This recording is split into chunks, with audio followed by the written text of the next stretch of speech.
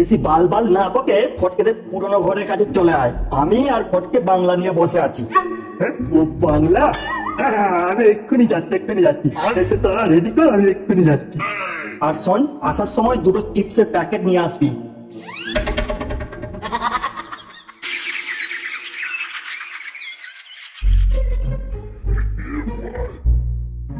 হ্যাঁ, আমি এসে গেছি বাংলা খেতে।